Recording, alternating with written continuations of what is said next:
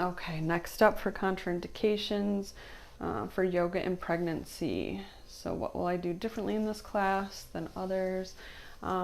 Definitely slower movements, modifications as needed, because when you have a belly or a human growing inside of you, or just starting out, you want to be extra careful with your body. You want to be extra careful with the baby inside of your body, in your belly.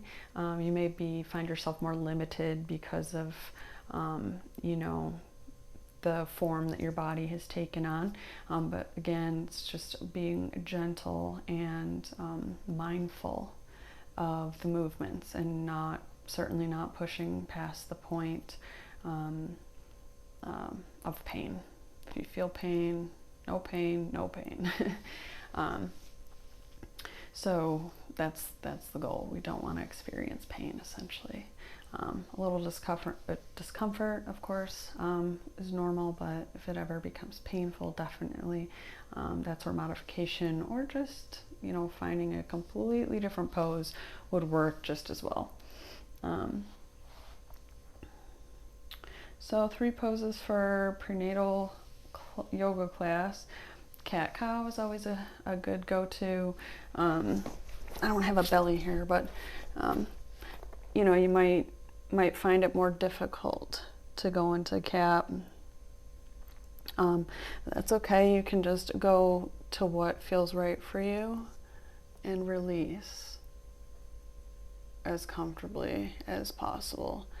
And same, you don't need to tuck the tailbone under so much. You know, you could just do what feels comfortable and what feels right for you. If, you know, your knees are hurting or anything of that nature, you can always put a blanket under to help that out. And yeah, it's just a gentle sort of movement. That would be good for pregnancy. Also, bound ankle pose. So, you know, in whatever capacity, you can essentially bring your feet, soles of the feet touching. If you need to bring them out more because it's too strenuous, bringing them in and then clasping the fingers around. You can always do that. If it's too painful, or not painful, but if it's too uncomfortable, you can always add a blanket under each knee for support. If it's too much, you know, bringing your arms or fingers to your knees, just simply, you know, rest your hands where they are comfortable. It's all about comfort. There's no right or wrong. At least that's how I feel in yoga. Your body leads the way, and there are standard poses, obviously, for yoga. My feel is to always create a shame-free yoga class, meaning you can't really do anything wrong, as long as you're not doing anything dangerous that could endanger yourself or somebody else in these poses.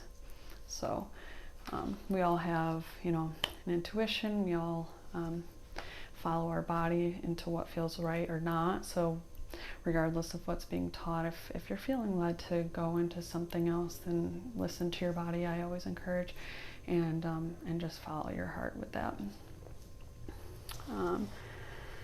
Last one is the goddess pose, squat. So this, you know, much like preparing to give birth, this could be potentially a little challenging, because if you, depending on where you're at with your pregnancy, or even your energy levels, maybe you don't feel like you have the strength to hold yourself like that, and that's okay.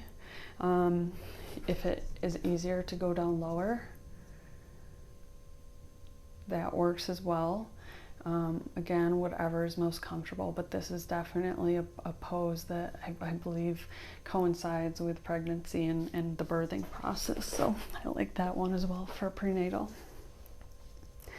10 poses that I would put in a prenatal yoga class surrounded around hip openers.